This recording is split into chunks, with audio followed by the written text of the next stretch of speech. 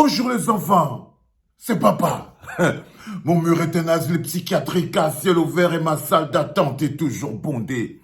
Bienvenue à la clinique les enfants. Bienvenue à la clinique Francis Ngannou. Viens. Là c'est pas possible frérot. Là ce n'est pas normal, faut que tu fasses quelque chose.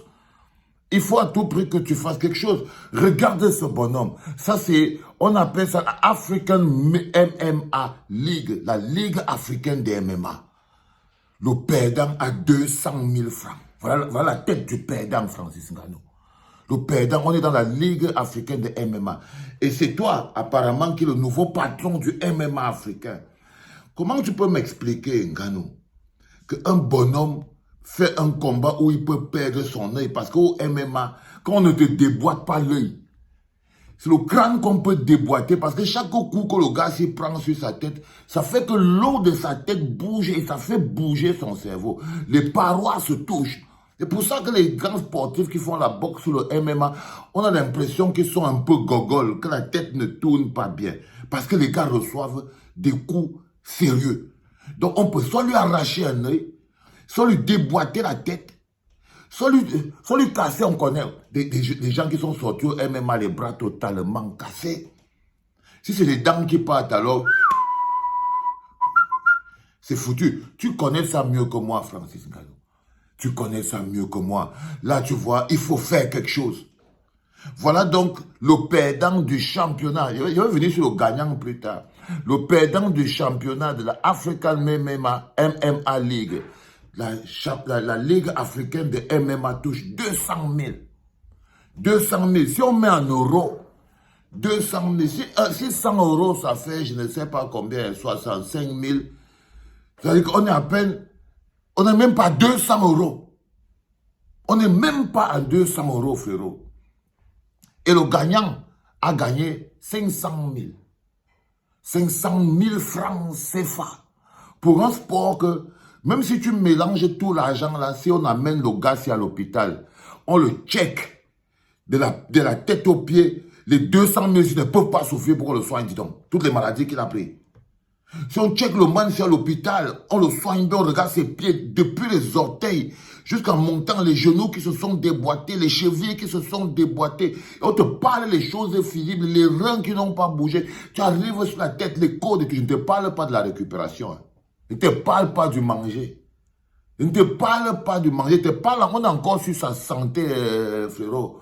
On est encore sur la santé du bonhomme. Quand tu arrives à la tête, c'est le neurochirurgien.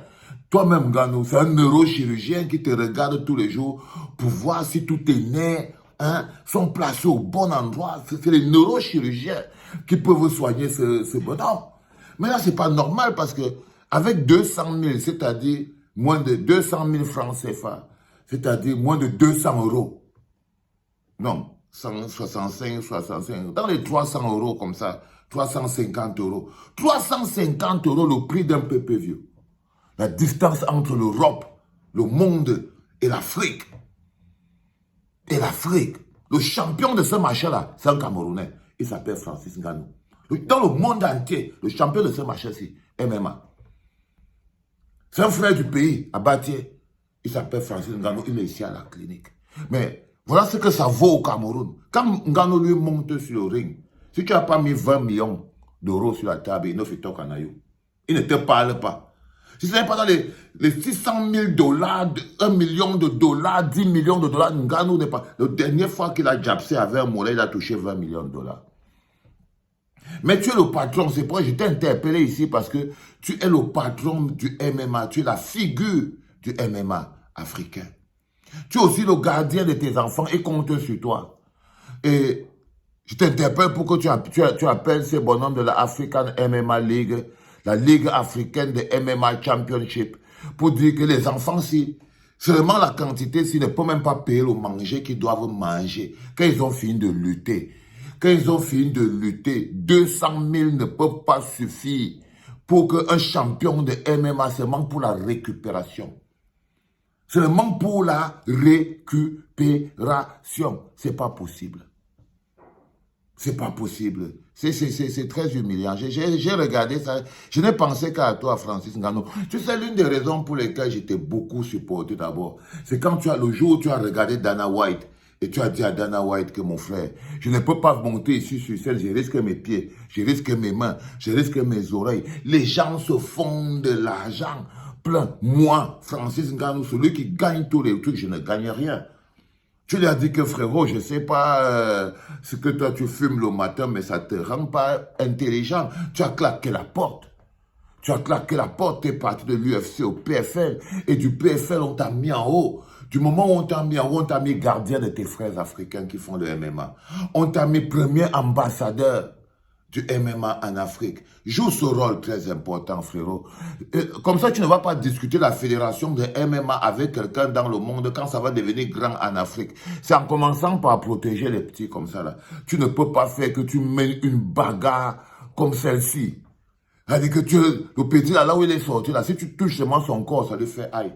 Tu touches le dos, ça fait aïe. Tu touches à côté, ça fait aïe. Et puis quand il sort de là, je n'ai pas parlé de son loyer. Il dit que les 200 000, c'est seulement pour se soigner lui-même. On le check-in de l'hôpital. Ça ne suffit pas. Que ce soit en francs CFA, en dinars, en naira ou en euros, ça ne suffit pas. Ça ne suffit pas, frérot. Ça, c'est seulement pour son manger. Ça ne suffit pas. Sa récupération, ça ne suffit pas. Les soins quand le docteur, et tout le monde qui travaille autour de lui, là, toute sa team qui est là, Seigneur. Imaginez maintenant le gars, la team derrière. Il est là, lui-même, il est devant. Et il a tous ces gars derrière. Ils sont peut-être 8 ou 9. Son coach, son nutritionniste, celui qui travaille le dos, celui qui veut lui faire la préparation psychologique, mentale, celui même qui avait lui son sparring. Son sparring prend autant de coups que lui à l'entraînement. Il s'entraîne avec un sparring qu'il tape tous les jours. Quand il finit de faire tout ça, on vient lui donner 200 000. Mais de qui ce morotom? Oh, alléluia. Faut pas rire avec les vies des gens, hein, les gars. Faut pas rire avec la vie des gens. Ce n'est pas quelque chose de normal. Ah, pas du tout. C'est pas quelque chose de normal. Donc, je t'ai fait venir ici, Francis Ngannou, pour que tu ailles voir ce problème. Il paraît que le gagnant, lui, il a touché 500 000. Les 200 000 que le perdant, s'il touche le loyer, même il va payer avec quoi? Ah là là là là là là. La salle là où il passe s'entraîner, oh Seigneur. La salle où il passe s'entraîner, il va payer avec quoi? C'est toujours avec les 200 000 ici. 200 000 francs CFA. Parce qu'il est le perdant. African MMA League. La Ligue africaine de MMA. C'est la tienne, Ngannou? Ou bien tu as une autre ligue? Parce que c'est la tienne. Il faut stopper ça. Il faut stopper ça très vite. 200 000, c'est du vol. Ce n'est même pas pour la santé, ce n'est pas normal. Il a toute l'équipe derrière qui doit manger. Il a son propre loyer qu'il doit payer. Il a sa propre santé qu'il doit faire et tout. Et puis après, il représente quand même un sport où les gens touchent des millions dans le monde. Seulement parce qu'il y a des gens qui touchent des millions et des millions dans le monde et tout. On doit se permettre quand même de dire que le champion de MMA en Afrique, le perdant, le champion de tout. Il y a les camarades, appelle tous tes combis du Nigeria là. Tu leur dis que ça c'est pas normal. This one is a joke. Vous devez être plus intéressant que ça. Et il faut appeler les autres pour leur dire que non, ça ne dose pas. Un mec ne peut pas risquer sa vie comme ça là. Parce que c'est un sport qui fait mal. C'est un sport qui fait mal, les gars. Et quand tu tabasses au MMA, quand Ngannou descend en mode pilon comme ça là. Imaginez, regarde le petit Ndoumbe. Cédric Ndoumbe, quand il voit ça, il peut mourir de rire. Tu vois, alors le gars taille descend comme ça. Appelez Cédric Doumbé, vous leur dites que là, les gars font la même chose au pays, mais pour 200 000. Hein? C'est très important, les enfants. C'est très important avec tout ça. Allez, c'était le deuxième podcast de la journée. Salut Francis Ngannou. C'est que d'ici, hein, va gérer ça. On ne peut pas risquer sa vie, son cou, ses oreilles, sa tête, ses reins, tout ça. Pour 200 000, c'est pas normal. Ok. C'était pas les enfants.